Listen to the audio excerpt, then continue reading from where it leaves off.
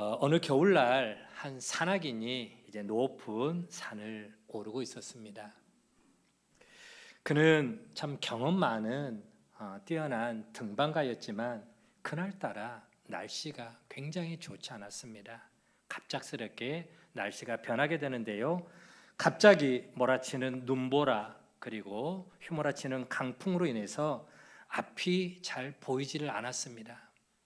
그리고 얼음으로 뒤덮인 그 절벽을 오르는 도중에 그만 발이 미끄러져서 그대로 절벽 아래로 추락을 하게 됩니다. 한참 아래로 추락을 하는데 그는 본능적으로 자기 몸에 달려있는 메고 있던 그 밧줄, 등반하는 사람들 보면 몸에다가 안전하게 밧줄을 메고 올라가잖아요. 그 밧줄을 탁 하고 본능적으로 밧줄을 착 잡았습니다. 그러자 몸이 덜컹거리면서 내려가던 몸이 탁 멈추게 되는 거예요. 딱 멈추고 그러면서 그의 몸에 메고 있던 그 안전한 밧줄로 인해서 더 이상 떨어지지 않았습니다. 그러자 그는 안도의 한숨을 쉬게 됩니다. 내가 이제 살았구나. 하지만 날씨가 너무 추운 거예요. 손은 꽁꽁 그 강추 위에 꽁꽁 얼어붙고 또 다리는 허공에 매달린 채 금방이라도 떨어질 것처럼 대롱대롱하고 있는 그런 안타까운 상황. 그리고 주변은 칠흑같이 깜깜하게 어두워져서 아무것도 보이지가 않는 것입니다. 그는 두려움에 떨며 하늘을 향해 소리칩니다. 하나님 제발 좀 저를 좀 도와주세요. 제가 하나님을 믿습니다. 하나님 저를 좀 살려주세요. 도와주세요 라고 하면서 하나님을 향하여서 구조 요청을 하게 되는 것이죠. 그때 하나님께서 그의 마음자리에 잔잔하게 음성을 들려주십니다. 아무개야, 네가 붙잡고 있는 밧줄을 놓아라. 뭐라고요? 밧줄을 놓으라고요? 아니 그러면 하나님 저 떨어져 죽잖아요.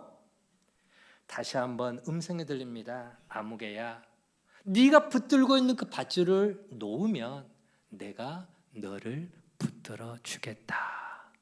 하나님의 음성이 들립니다. 하지만 그 밧줄을 놓을 수 있을까요? 없을까요? 두려움 속에 밧줄 꽉 움켜쥐고 있는 그 생명줄 같은 밧줄을 그는 놓을 수가 없었습니다.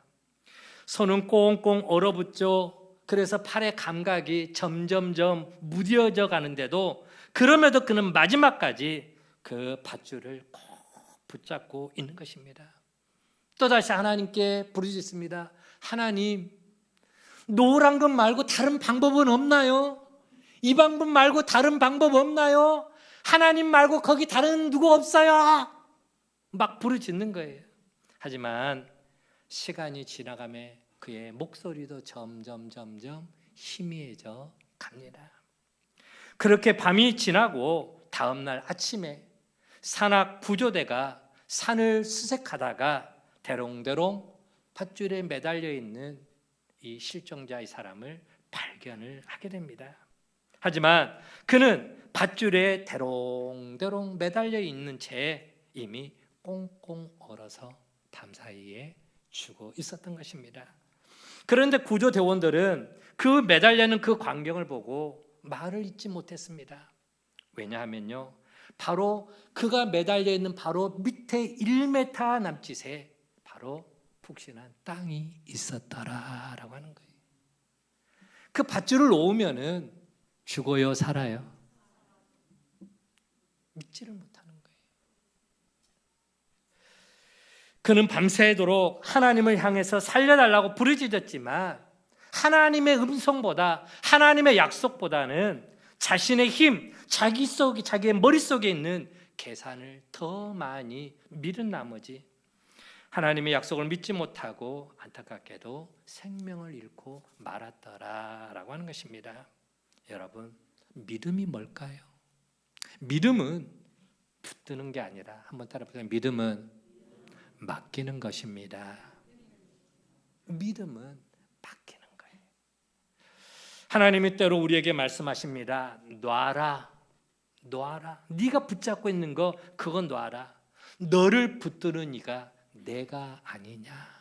너 그거 내려놓으면은, 그거 너 놓으면은 내가 너를 붙잡아 주겠다. 여러분, 믿음은요, 내 눈에 보이지 않아도, 때로 내 머리로 이해가 되지 않아도 하나님의 약속이 그렇다라고 말씀하시면 그런 줄로 믿는 결단인 줄 믿으시기를 바랍니다. 그래서 믿음은 뭐냐? 결단입니다. 여러분, 오늘 저와 여러분의 손에 움켜진 이 밧줄이 무엇입니까? 내 계산, 내 지식, 내가 의지하는 세상적인 어떤 거, 여러분, 그건 내려놓으시고 하나님께 내 삶을 온전히 의탁하고 하나님께 맡기고 하나님의 능력의 손에 붙들림 받는 오늘 저와 여러분의 모습 되어지기를 간절히 축원을 드립니다. 자, 이제 오늘 본문 말씀으로 들어가 볼게요. 오늘 본문은 제자들이 예수님께 우리에게 믿음을 더해 주소서라고 간청하는 그러한 내용으로 시작을 합니다. 우리에게 믿음을 더하소서. 여러분, 왜 예수님의 제자들은 예수님께 믿음을 우리에게 더해 달라라고 간청을 했을까요? 이유가 있었습니다. 오늘 본문 바로 앞에 우리는 5절부터 10절까지 읽었는데요, 본문 17장 1절로 2절의 말씀을 보면요, 예수님이 이런 말씀을 하십니다. 같이 한번 천천히 읽어볼게요. 시작. 실족하게 하는 것이 없을 수는 없으나 그렇게 하는 자에게는 화가 있도다. 그가 이 작은 자 중에 하나를 실족하게 할진대 차라리 연자 맷돌이 그 목에 매여 바다에 던져지는 것이 나으니라. 무슨 말일까요? 예수님께서 말씀하신 것처럼 우리가 삶을 살아가면서 나로 인해서 누군가가 실족하게 되면은, 나 때문에 누군가가 시험 들고 실족하게 되면은 안 된다라고 하는 것이죠. 실족한다라고 하는 이 말은 무슨 의미일까요? 실족하는 것은 덫이나 장애물을 놓아서 상대방으로 하여금 걸려 넘어지게 하는 것. 쉽게 말하면 누군가의 마음에 상처 혹은 아픔, 낙심케 만드는 그런 것이라는 거죠. 우리의 말과 우리의 행동으로 인해서 누군가를 믿음에서 멀어지게 만든 것, 혹은 또 죄를 짓게 만드는 것, 이게 낙심케 만드는 거예요. 나의 말 때문에, 어떤 나의 잘못된 행동으로 인해서 나 저 사람 때문에 교회 안 나와, 나 저 사람 때문에 시험 들었어, 다시는 그 교회 안 갈 거야. 이거는 나로 인해서 누군가가 낙심하는 것이죠. 그렇다면 한번 생각해 봅시다. 여러분, 우리 가운데 살아가면서 평생 동안 나는 단 한 번도 남에게 상처를 주거나 혹은 누군가를 힘들게 한 일이 한 번도 없었다, 자신 있게 말할 수 있는 사람이 있습니까? 나는 살아가면서 평생 동안 남에게 한 번도 상처를 주거나 혹은 누군가를 힘들게 한 일이 한 번도 없었다. 여러분, 자녀를 키울 때 보면은요, 우리는 자녀를 위한다는 명목으로 자녀들의 마음에 커다란 아픔, 상처를 주기도 합니다. 때로는 나의 욱하는 이 성질머리 때문에, 욱하는 이 감정 때문에, 혹은 또 나의 잘못한 판단 때문에 다른 이들을 정죄하고 혹은 또 후회하는 말을, 내가 왜 그런 말을 했지? 왜 그런 행동을 했지? 후회를 또 하는 경우들도 있습니다. 나는 전혀 의도하지 않았는데 내 말에, 내 입에서 어떤 말이나 행동이 나가서 상대방으로 인해서 오해하게 만들고 시험 들게 하기도 하는 마음의 상처를 주는 경우들도 있었습니다. 여러분, 이처럼 우리가 누군가에게 그와 같은 결과를 만들어낸다면, 즉 시험 들게 만들고 낙심케 한다면 예수님 말씀처럼 연자 맷돌, 여러분, 맷돌이 가벼울까요? 무거울까요? 무겁죠. 그거를 목에다 걸고 바다에 빠지는 것이 더 낫다. 좀 비유적인 말씀이지만 적나라하게 표현하면은 그런 사람은 차라리 죽는 것이 더 낫다라고 하는 그런 표현인 것이죠. 무서운 말입니다. 그런데 여러분, 우리 가운데 그런 실수, 그런 잘못 저지르지 않고 온전하게 살아갈 수 있는 사람이 과연 세상에 몇 명이나 되겠습니까? 이어서 예수님 또 말씀합니다. 제자들에게 용서의 삶을 살되 상대방이 나에게 잘못한 것에 대해서 용서를 구하면 몇 번이나 용서해라? 70번씩 7번이라도. 다시 말하면 무한정 용서하라. 이런 말씀을 들은 제자들이 예수님께 말씀합니다. 무슨 말씀하느냐? 제자들이 예수님께 요청하는 거예요. 예수님, 우리에게 믿음을 더하소서. 여러분, 제자들이 이렇게 말하는 의도가 뭘까요? 충분히 짐작할 수 있죠. 주님이 말씀하신 거 아무리 계산기를 두들겨 봐도요, 쟤들은 그거 지킬 수 있다 없다? 없다. 못 지킵니다. 우리의 힘이나 우리의 믿음으로는 도무지 그렇게 할 수가 없습니다.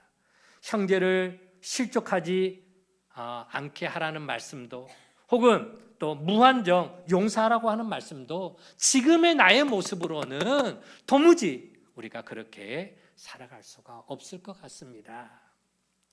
그러니 뭘 더해달라? 믿음을 더해 주십시오. 지금보다 더 큰 믿음을 가져야만 그런 말씀을 따를 수 있을 것 같습니다. 여러분, 이게 예수님께 요청하는 제자들의 모습인데요. 제자들만 그러겠습니까? 제자들만요. 어쩌면 이 또한 믿음으로 오늘 이 시대를 살아보려고 몸부림치는 오늘 저와 여러분 우리의 솔직한 고백이고 기도가 아니겠습니까? 주님, 저는 너무 연약합니다. 주님 말씀대로 살아가기가 버겁습니다. 말씀대로 살아갈 만한 믿음이 부족합니다. 그러니 나에게도 믿음을 더해 주십시오. 그게 오늘 하나님 앞에 서 있는 우리들의 고백 아니겠습니까? 자, 그런데 예수님은 전혀 다른 엉뚱한 대답을 하십니다. 뭐라고요? 너희에게 더 큰 믿음이 필요한 게 아니라고 하는 것입니다. 믿음을 더해 주소서, 더 큰 믿음을 달라라고 요청하는 제자들에게 너희에게 필요한 것은 더 큰 믿음이 아니다라고 예수님은 말씀을 하고 있는 것입니다. 자, 뭐라고 말씀하고 계시는가요? 오늘 본문 6절 말씀을 같이 한번 읽어보도록 하겠습니다. 함께 읽습니다. 시작.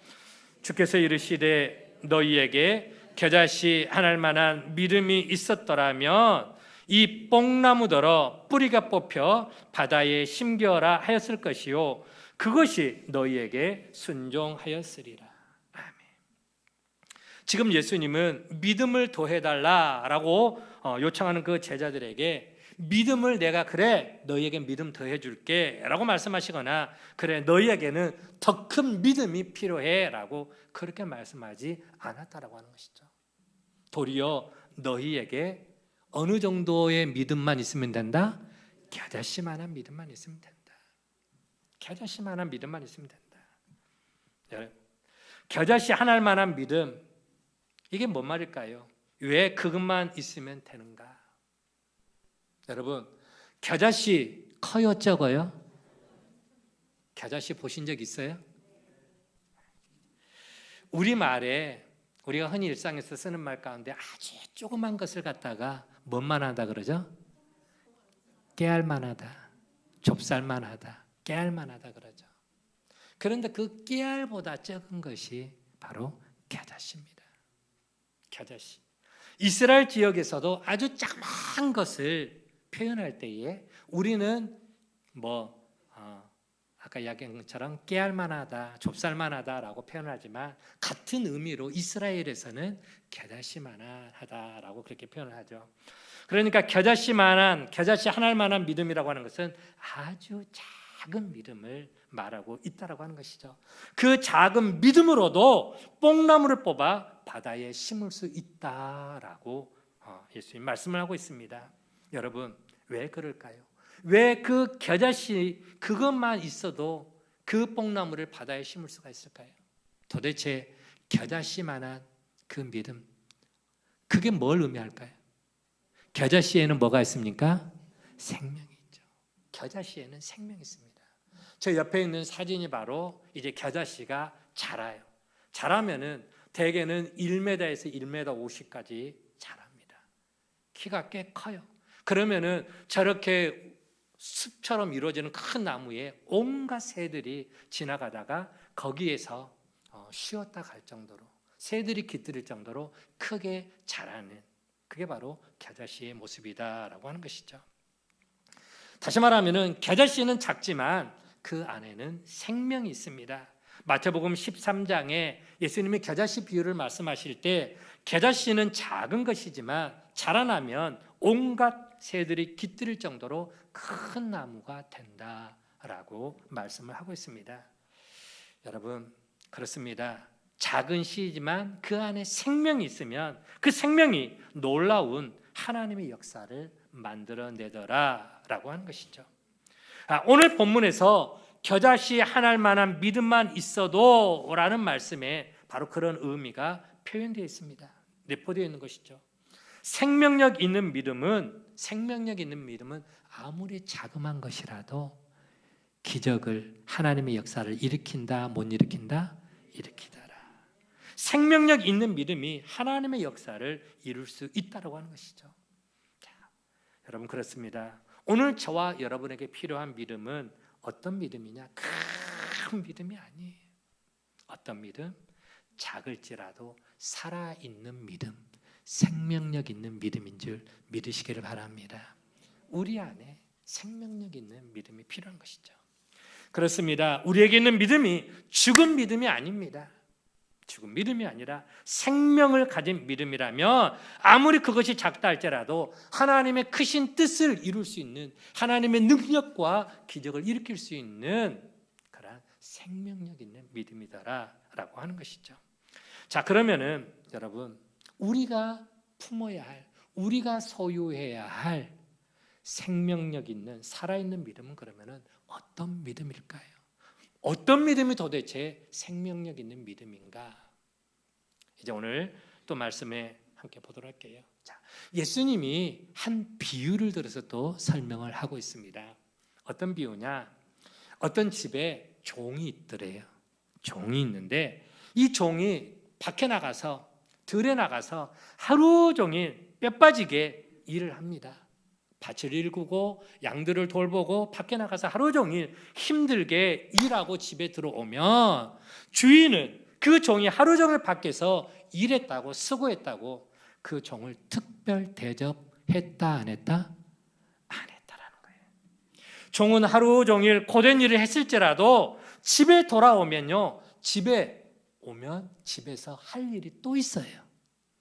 종은 밖에서 할 일이 있었지만 집에 돌아오면 또 집에서도 또 할 일이 있는 겁니다. 어떤 일? 주인의 식사를 챙겨드리는 일, 혹은 주인이 식사를 하는 동안 종은 주인이 식사할 때 불편하지 않도록 그 옆에 서서 수종을 드는 일을, 주인이 밥을 다 먹을 때까지 그 일도 해야 된다라고 하는 것이죠. 자기가 아무리 배가 고프고 피곤하다 할지라도 주인이 식사를 마칠 때까지는 주인의 그 식사를 섬기고 마친 후에야 자기도 밥 한 숟갈 뜰 수가 있더라 라고 하는 것입니다. 그럴지라도 종은 내가 주인을 잘 섬겼으니 나도 주인에게 칭찬받을 만하네 라고 그렇게 절대 생각하지 않는다라는 것이죠. 그저 자신이 할 일을 충성스럽게 할 뿐입니다. 누군가가 당신 참 착한 종이군요, 참 신실한 종이군요, 어쩌면 그렇게 주인을 잘 섬길 수 있습니까? 라고 묻는다면 그는 뭐라고 이야기하느냐? 에이, 그러지 않습니다. 저는 그저 제가 할 일을 했을 뿐입니다. 제가 마땅히 해야 할 일을 했을 뿐입니다 라고 대답을 했다라는 것이죠. 여러분, 자, 이 종의 모습 속에서 우리가 느낄 수 있는 게 뭘 느낄 수가 있느냐? 자, 무엇이 도대체 생명력 있는 믿음인가? 믿음을 더해달라고 하는 그 제자들의 요청에 예수님은 왜 이 종의 비유를 말씀을 하고 있는 걸까요? 믿음을 더해달라고 해서 제자들이 예수님의 말씀 앞에 그렇게 요청을 했는데 하필 예수님은 그래 내가 너희들에게 큰 믿음을 더해 줄게 말씀하지 않고 왜 이 종의 비유를 말씀하셨을까요? 자, 오늘 본문에서 우리는 세 가지 중요한 교훈을 우리가 함께 또 새겨볼 수가 있습니다. 첫 번째, 믿음에서 정말 중요한 것은 뭐냐? 살아있는 믿음, 역사하는 믿음은 뭐냐? 첫 번째로는 주인에 대한 신뢰와 공경의 마음입니다. 주인에 대한 공경이죠. 종이 들에 나가 열심히 일하다가 피곤한 몸으로 집에 돌아왔음에도 주인을 섬기는 마음이 정말 지극했습니다. 우리는 그 종이 주인을 섬기는 그 마음자리에서 한 가지 생각해 볼 게 있어요.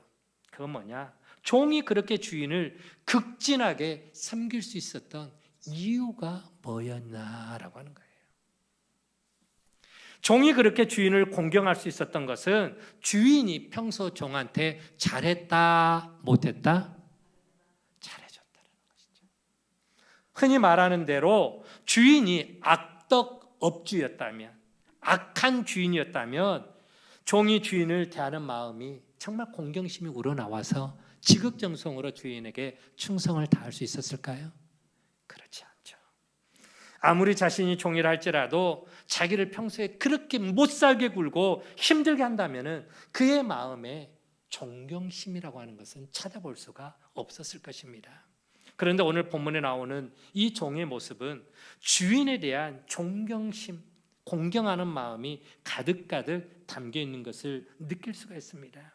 여러분, 믿음이 뭐냐? 믿음은요, 주인에 대한 그런 존경의 마음을 담아서 섬기는 것, 그게 바로 믿음입니다. 자, 왜 이게 중요하냐? 당시에 바리새인이나 서기관들, 예수님과 늘 서로 척을 졌죠. 바리새인과 서기관들, 그들은 하나님을 매우 엄한 분으로 생각을 했습니다. 그래서 안식일법이나 할례와 같은 아주 엄격한 율법을 만들어 놓고 백성들이 그것에서 조금이라도 어긋나면은 가차없이 비판하고 정죄를 했습니다. 마치 하나님은 어떤 분이냐? 안식일법을 조금이라도 어기면은 가차없이 심판하시고 징벌을 내리는 무서운 하나님으로 그렇게 이미지를 백성들에게 심어주었다라고 하는 거예요. 그런 마음에 존경심이 나올 수 있을까요? 존경보다는 두려움이 더 앞서겠죠. 그렇죠? 여러분, 우리가 하나님을 경외한다, 하나님을 경외하는 마음, 그런 표현을 자주 쓰는데 경외한다라고 하는 말씀에는 두 가지 의미가 있습니다. 하나는 뭐냐? 하나는 존경한다라고 하는 의미가 경외감에 들어있고요. 두 번째로는 두려움하는 마음이 있습니다. 두렵고 떨림으로 하나님을 공경하는 것, 그게 경외심입니다. 자, 그런데 여기에서 존경하는 마음이 앞서느냐, 두려워하는 마음이 앞서느냐가 굉장히 중요합니다. 왜요? 존경하는 마음보다 두려운 마음이 앞서면은 하나님 앞에 가까이 가고 싶어 할까요? 멀리 하고 싶을까요? 쉽게 말하면은 애들이 엄마 아빠가 굉장히 무섭게 느껴져. 엄마 아빠만 가까이 가면 막 엉덩이에 두들겨 맞고 혼이 나고 하면 엄마 아빠 가까이 하고 싶을까요? 안아줘 하고 다가가고 싶을까요? 아니죠. 눈을 피합니다. 고개를 돌립니다. 자꾸만 도망치려고 하겠죠. 그게 사람의 심리예요. 하나님을 향한 마음도 마찬가지입니다. 공경하는 마음, 존경하는 마음보다 두려운 마음이 앞서게 되면은 하나님을 가까이 하기가 어렵죠. 자, 그런 마음을 갖고 있으면 주인을 섬기기는 섬깁니다. 그러나 진심에서 사랑에서 우러나오는 섬김이 아니라 하지 않으면은 혼이 나거나 야단 맞을 것 같으니까 어쩔 수 없이 억지로 할 수 없이 의무적으로 하는 경우들이 많다라고 하는 것이죠. 자, 그런데 오늘 본문에 나오는 종은요, 주인을 두려워하는 마음보다는 정말 주인을 존경하는 마음, 주인을 사랑하는 마음, 그런 마음이 가득했기에 힘들었지만 주인을 섬기는 일을 기쁘게 최선을 다해서 섬겨 나갔습니다. 자, 여러분, 오늘 우리는 어떻습니까? 오늘 우리는 하나님을 섬길 때에 어떤 마음으로 하나님을 섬겨 나갑니까? 혹은 또 우리가 삶을 살아가면서 하나님 아버지께서 우리에게 주신 그 은혜에 대해서 감사하는 마음이 먼저입니까? 아니면은 이 일을 하지 않으면은 내가 벌을 받을 것 같으니까, 주일 지키지 않으면, 또 11조 생활하지 않으면, 또 내가 하나님 말씀대로 살지 않으면 벌을 받을 거, 혼이 날 것 같으니까 어쩔 수 없이 억지로 하는 그런 모습입니까? 어떤 마음으로 우리가 신앙생활하고 어떤 마음으로 하나님 앞에 나아가는가라고 하는 것들을, 우리의 모습을 한번 돌아봤으면 참 좋겠다라고 하는 것이죠. 여러분, 살아 역사하는 믿음은 어떤 믿음이냐? 하나님 아버지를 진심으로 사랑하고 공경하고 신뢰하고 감사하는 마음으로 하나님을 섬기는 것인 줄 믿으시기를 바랍니다. 살아 역사하는 마음, 하나님을 전적으로 신뢰해야 돼요. 하나님께 내 삶을 맡기는 거예요. 그리고 하나님을 존경하는 마음이 우러러 나와야 되는 것이죠. 여러분, 사랑은 자유입니다. 사랑은 포근합니다. 하나님을 사랑하는 마음에 심겨진 그 믿음은 이처럼 누가 해라 해서 하는 게 아니라 자유스럽게 기쁨으로 섬겨나가는 것이죠. 하나님을 섬기는 일에 이처럼 기쁨이 가득하고 행복합니다. 오늘 저와 여러분의 믿음이 이처럼 하나님을 향한 신뢰와 사랑과 공경과 감사의 마음에서 비롯되어지기를 주의 이름으로 간절히 축원을 드립니다. 두 번째로, 오늘 본문에 나오는 종의 모습에서 엿볼 수 있는 살아 역사하는 믿음의 중요한 두 번째 요소는 뭐냐? 한번 따라볼까요? 실행입니다. 실천하는 믿음. 그렇죠? 여러분, 믿음은 머릿속에만 머물러 있지 않습니다. 행동으로 옮겨질 때 그게 살아 역사하는 믿음인 것이죠. 물론 우리가 예수님은 나의 구원자십니다. 하나님은 나의 아빠, 아버지십니다. 고백이 굉장히 중요합니다. 그러나 고백만, 말로 하는 그 고백에만 머무르고 행동이 따르지 않으면은 그런 믿음은 무슨 믿음? 죽은 믿음. 아무런 역사, 아무런 능력도 나타나지 않은 죽은 믿음이라고 하는 것이죠. 오늘 본문에서 종은 자기가 해야 할 일에 조금도 게으르지 않았습니다. 최선을 다했죠. 들에서 일할 때도 혹은 또 집에 와서 주인이 식사할 때에도 자기가 할 일에 대해서 최선을 다해 주인을 섬겼습니다. 밖에서 힘들게 일하고 집에 들어왔을 때, 그리고 주인의 밥상을 차려야 할지라도, 주인이 또 식사를 할 때 곁에서 시중을 든다 할지라도, 아니 나도 힘든데 왜 이런 일까지 시키냐고, 왜 이런 일까지 시키냐고 불평하지 않았습니다. 오히려 기쁨으로, 감사함으로 그 일들을 감당했죠. 마땅히 내가 해야 할 일이라고 그렇게 생각을 했던 것입니다. 자, 오늘 본문에 앞서 예수님께서는 지극히 작은 자 하나 실족하게 해서는 안 된다고 말씀하시죠. 또 형제가 잘못한 것에 대해서 용서를 구하면 무한정 용서해야 된다고 말씀하십니다. 그럴 때 제자들은, 주님, 우리는 그렇게 할 자신이 없습니다 생각을 했죠.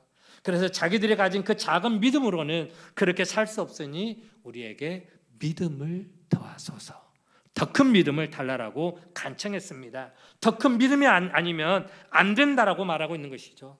여러분, 정말 그럴까요? 큰 믿음이 아니면 그 말씀을 따를 수가 없는 것일까요? 예수님은 그렇지 않다라고 말씀합니다. 아까 우리가 앞서 살펴본 것처럼 6절에 있는 말씀처럼 겨자씨만한 한 알만한 믿음만 있어도 된다. 겨자씨만한 믿음이어도 말씀대로 한번 살아보라. 라고 하는 것이죠. 머릿속으로는 안 되는 것처럼 생각되지만 한번 옆에 사람하고 인사합니다. 해봤어? 해봤냐고. 안 된다라고만 생각하지 말고 해보라라는 거예요. 순종하라는 것입니다. 실천해 보라라고 하는 것이죠. 그래서 믿음을 우리는 순종이라고 말하기도 합니다. 내 생각으로는 안 될 것처럼 보이지만 말씀을 따라 살아가는 것입니다. 이스라엘 백성들이 요단강을 건널 때에도 그 요단강에 홍수가 나서요, 언덕을 넘어갈 정도로 물살이 너무너무 센 그러한 시기였습니다. 그런데 하나님 뭐라고 말씀합니까? 물이 멈추면은 그때 벗개를 메고 들어가라, 그렇게 말씀하셨어요? 아니면 벗개를 메고 그 강물이 막 급하게 흐르는 그 급류 가운데 그럼에도 발을 디디고 들어가라라고 말씀하셨어요? 흘러가도 들어가라, 순종하라, 믿음으로 발을 들여라. 여리고성을 돌 때도 마찬가지입니다. 아니, 우리가 하루에 한 바퀴씩 매일같이 이 여리고성을 돈다고 여리고성이 무너져요? 공성태 대포를 쏜다든지 아니면은 막 그 정을 갖다가 막 그 밑에를 막 쪼갠다든지 뭔가 액션을 취해야지, 아무 말도 하지 않고 그저 묵묵하게 하루에 한 바퀴씩 6일 동안 6바퀴를 돌고 마지막에 가서 7바퀴 돌고, 그게 무슨 전쟁에서 성을 무너뜨리는, 말도 안 돼. 이해도 안 돼. 내 머리, 내 상식으로는 도무지 알 수 없는 거예요. 그럼 하나님 뭐라고 말씀하세요? 해봐. 해봤어?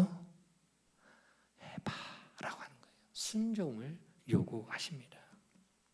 그렇죠? 여러분, 내 힘으로 안 될 것이 뻔한데도요, 해보면은 되더라라고 하는 것이죠. 그래서 믿음은 뭐냐? 한번 따라해봅시다. 믿음은 행함입니다. 신영복 성공회대 교수, 성공에 있잖아요.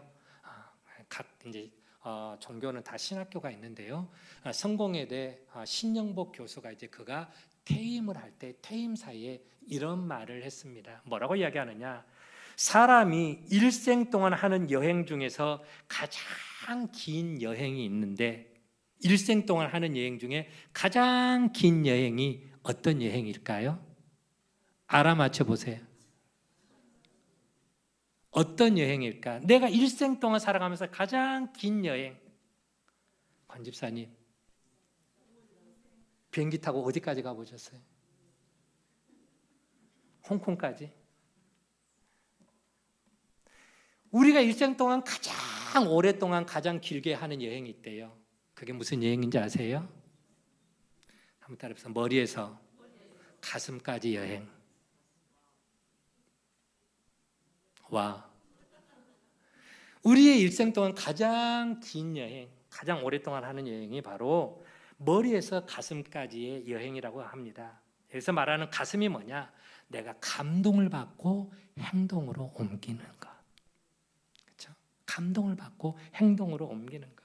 아무리 공부를 많이 하고 아무리 아는 것이 많다 할지라도 그것을 실제 행동으로 옮기기까지는 굉장히 쉽지가 않더라라고 하는 거예요.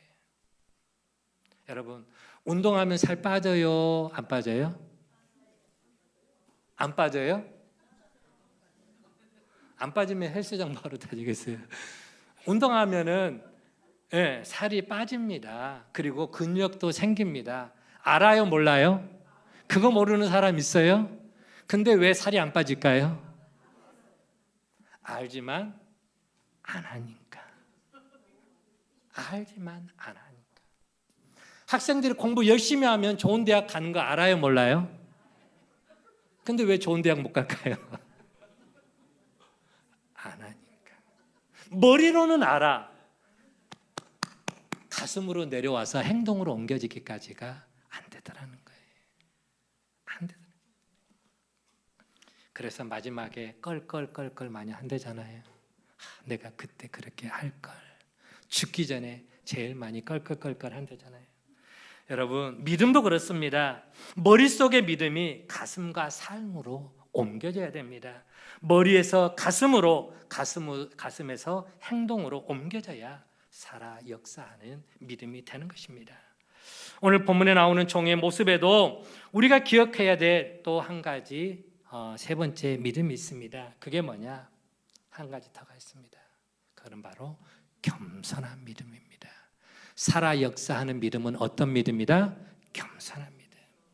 여러분, 그렇습니다. 겸손한 믿음이 하나님의 역사를 불러오죠.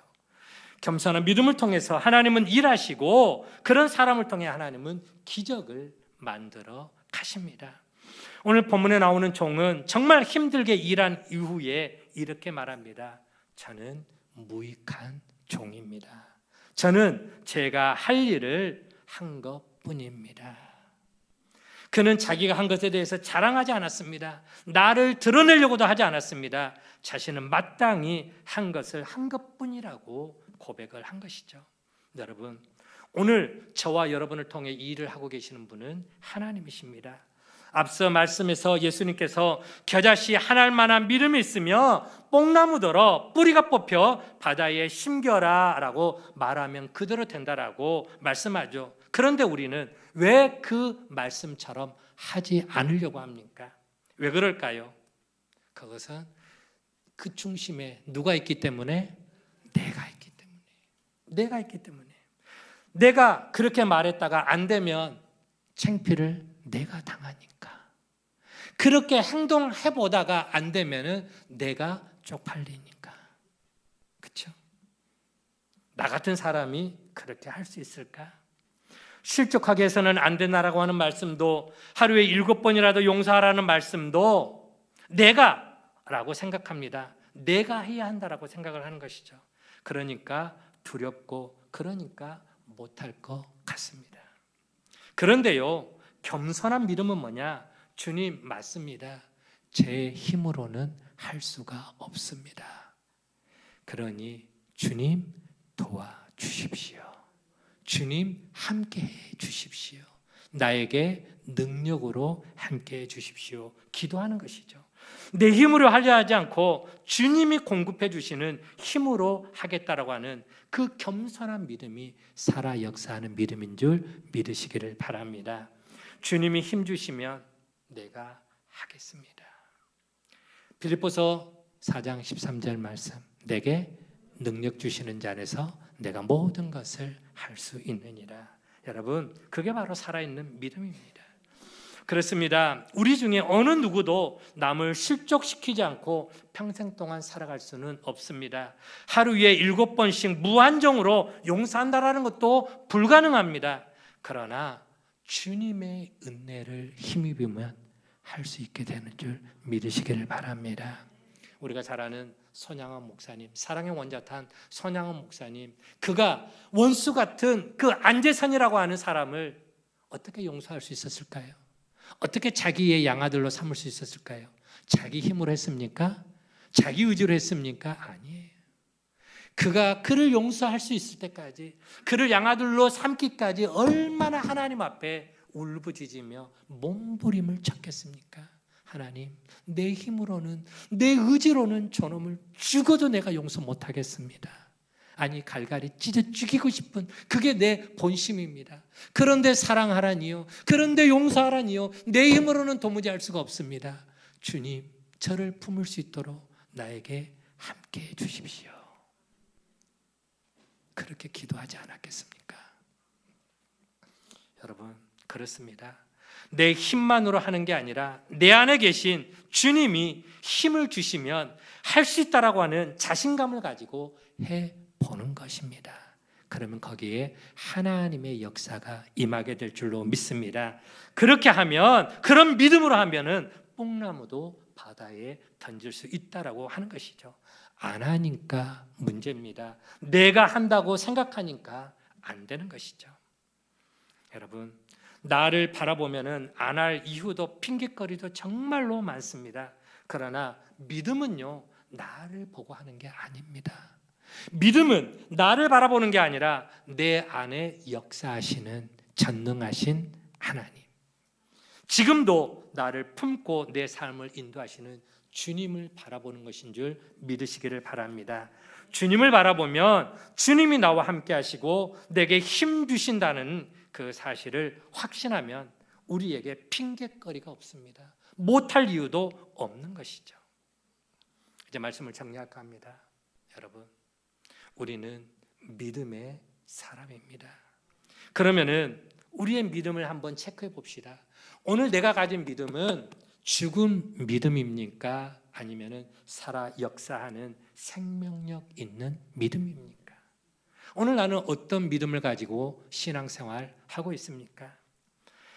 먼저 우리의 아버지 되신 하나님, 우리의 구원자 되신 예수님을 온전히 신뢰하고 경외하는 믿음, 그게 바로 살아 역사하는 믿음이다 라고 하는 것이죠.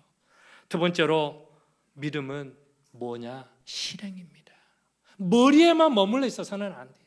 아는 것에만 멈춰서는 안 돼요. 문턱을 넘어가서 삶의 자리에서 베레아 교회 성도들처럼 하나님의 말씀이 정말로 그러한가? 우리의 생활 속에서 실천을 해보라는 겁니다. 머리에만 머물지 말고 가슴에서 삶으로 이어져야겠죠. 그래서 믿음 한번 따라해서 믿음은 실천입니다. 그렇죠? 행동할 때 작은 믿음, 겨자씨만한 작은 믿음이라 할지라도 하나님의 큰 역사를 경험을 하게 되는 것입니다. 또한 믿음은 겸손해야 됩니다. 그 믿음, 겸손한 믿음을 하나님께서 귀하게 여기셔서 그를 사용해 주실 줄로 믿습니다. 믿음 없음을 핑계 삼거나 작은 믿음이라고 가볍게 여기지 말고 하나님을 경외함으로 그리고 겸손히 행동하는 믿음으로 오늘 또 저와 여러분을 향한 우리를 향한 하나님의 뜻을 힘있게 이뤄나가는 믿음의 대장부가 되어지기를 주님의 이름으로 간절히 축원을 드립니다.